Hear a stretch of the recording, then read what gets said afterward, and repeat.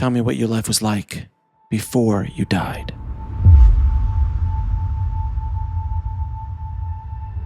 I died 3 times in 3 months. January 2, January 4, March, I think it was March 23, something like that. And then later that fall, I had 3 major relapses. Oh, how can I put it into words? I had to relearn how to crawl, how to stand, how to walk, how to tell the difference between left and right, how to see properly, hear properly, and rebuild all my belief systems. I was raped. It was because of difficulties with the pregnancy. The 3 deaths, was from the miscarriage, and they were all long and complex. Each was different. And the 3rd one, mainly, this voice spoke. I call it the voice like none other. It was not a guide. It was not a guardian. And it's not an archangel. It was none of that stuff. It was a voice so big. It's like the universe itself talking to me. And that voice said, test revelation. You are to do the research. 1 book for each death. Book 1 was not named. Books 2 and 3 were named. Book 2 is Future Memory. If you haven't read that book yet, you need to do it because it's not a book. It is a labyrinth. Every sentence, every paragraph, every page is part of the mathematics I was given and used to create the labyrinth. So therefore, you read through it like you would walk through a real labyrinth. You can't skip read or, you'll think I wrote a dumb book. In other words, you stay on the path. And the purpose of Future Memory, the book, is to bring your consciousness up to the next highest level possible for you at that time. And the 3rd book was a manual for developing humans. It's a fun book. Well, who of us are ever taught how to be a human being? I mean, go to the 1st grade, what do you learn? When you go to kindergarten, what do you learn? When you go to the 6th grade, what do you learn? Who teaches us how to be a human being? And several, 1,500 years ago, 2,000 years ago, I don't know how long ago, people used hue for the sign of God, for the voice of God. Hue was God. So human was God man, God woman. So it's literal. A manual for developing humans is to help you to be the human being you are, that you were born to be a co-creator with the creator. I mean, that's who we are. That's what we are. That's what we're here for. Death number 1, I ran to the bathroom and I boarded on the toilet. And the pain was so bad that I rose up, I swear, into the heavens itself. And I was screaming at the heavens, and I heard my voice echo throughout the heavens itself. When I looked down, I saw my body all bloody on the floor.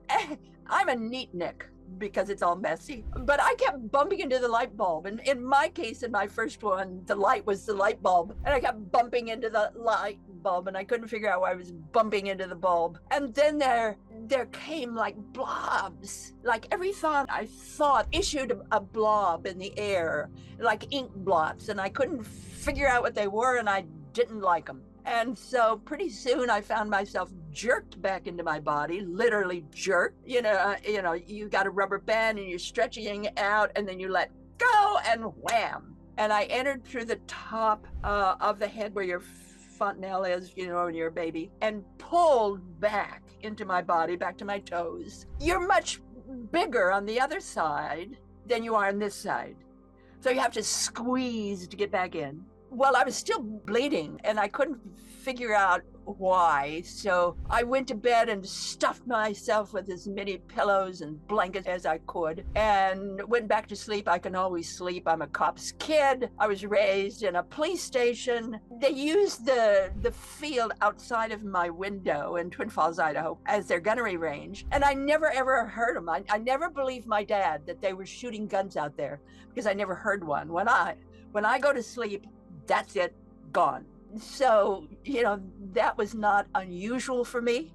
Then it finally occurred to me that maybe I ought to go to a doctor. To the best of my ability, I got in my car, and it took me, seemed like forever to drive, like maybe 5 or 6 blocks to the doctor's office. And when I walked in the door, the head nurse was there, and she screamed. She said I looked like that I had died.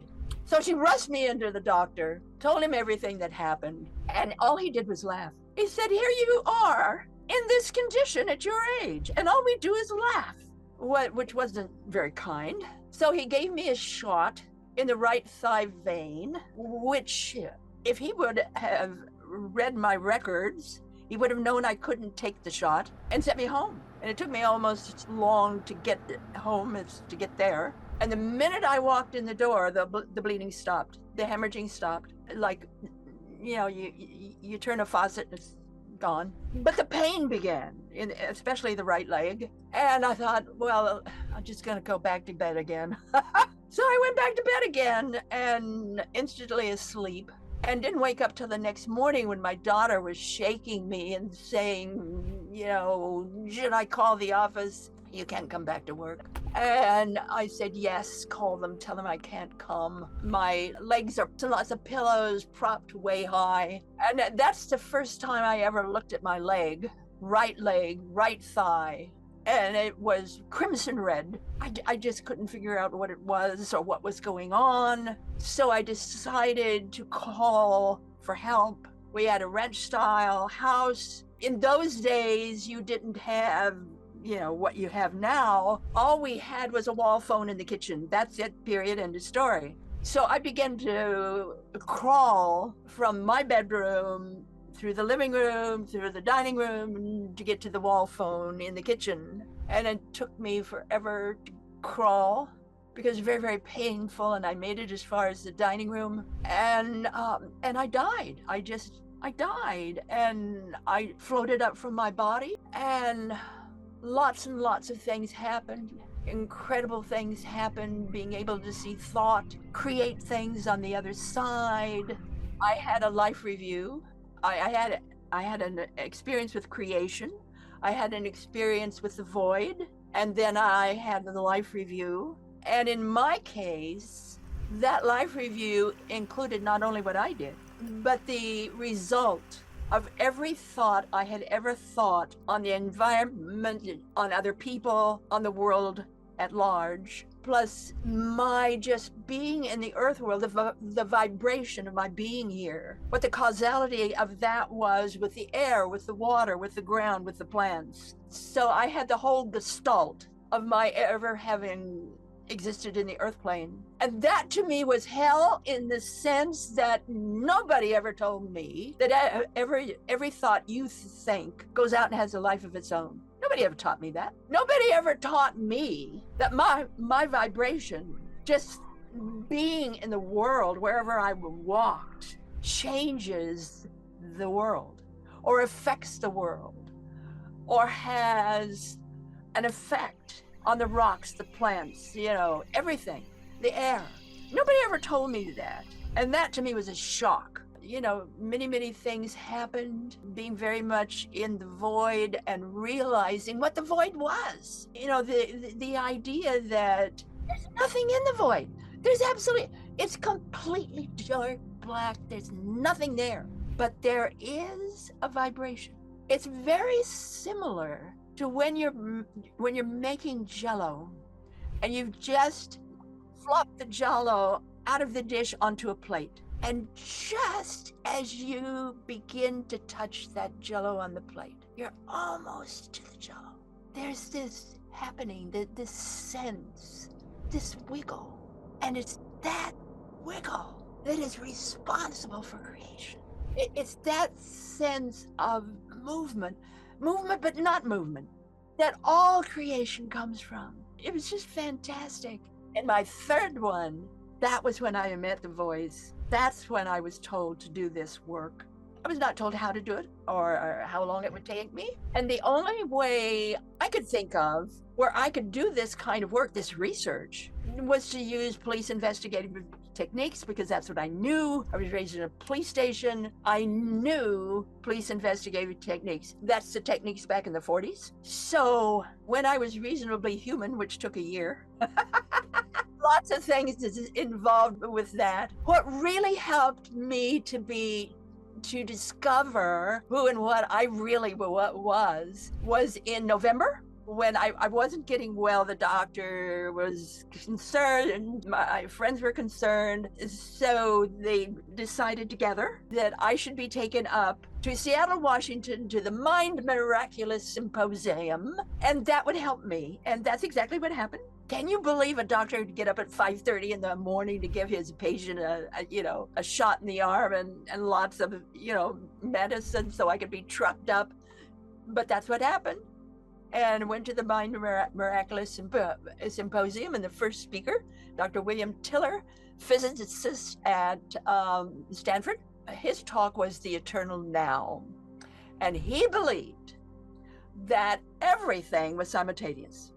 Everything.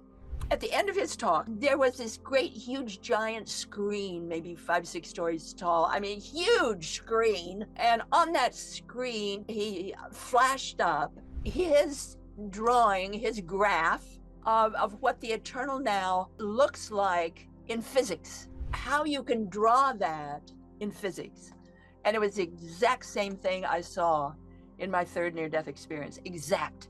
And I jumped up from that chair and ran out into the foyer and collapsed. And I just cried and cried and cried. I'm not crazy. I'm not crazy. He saw it too. He knows about it. I'm not crazy. And from that moment on, I got well right away. And in 1978, I just walked out on my life. I did. On the very day I was to become a bank executive. In those days, women didn't become bank executives. But on the very day that I could have a bank title, I quit my job. I was supposed to have an appointment with my boss. I did. I was there and I told my boss, sorry, but I'm quitting my job and I'm going to chase rainbows. And my boss went white. She said, sit down, don't say another word. My boss, very, very logical. Wow, logical. And at 4:00 that morning, she had been awakened by a very unusual dream when she went to her boss and said to him, I'm going to have to replace me because I was going to chase rainbows. That's not fair. You knew before I did. I didn't know till 9 that morning. She knew at 4 in the morning. So I just sold my home, sold everything I had. My children decided to go elsewhere. My son then was off taking a cruise school aboard a square rigger in the Atlantic Ocean and decided to join the Coast Guard. My oldest daughter decided to be a drafter at a large architectural firm. My youngest daughter decided to leave and go live with her father. And so all of a sudden they were gone, and then I was gone. And I went first to the Pacific Ocean to watch the sun set silver over the Pacific. And then I crossed the United States, fulfilling all my childhood dreams and wishes, wound up in the DC area watching the sun rise golden over the Atlantic. And that's when I began. And I began telling my story. Of course, in a police station. They had a very large police station and one room was just before the public. So I told my story. And the frightful thing that happened to me was I was over. A woman came up to me with stars in her eyes and she said, oh, I wish something would happen like that to me so I could do it too. Did I do something to mislead her? Meditation or the other different ways, you can learn more about your own soul and spirituality. But she was thinking that she should die because I did. And it just so horrified me that I never talked about my own near-death experience again for, decades. That's when I started to do the research. No matter what I'm doing, no matter where I am, it'll be different for different people. But if we're going to look at it as you are attempting to, I would say we're here to learn.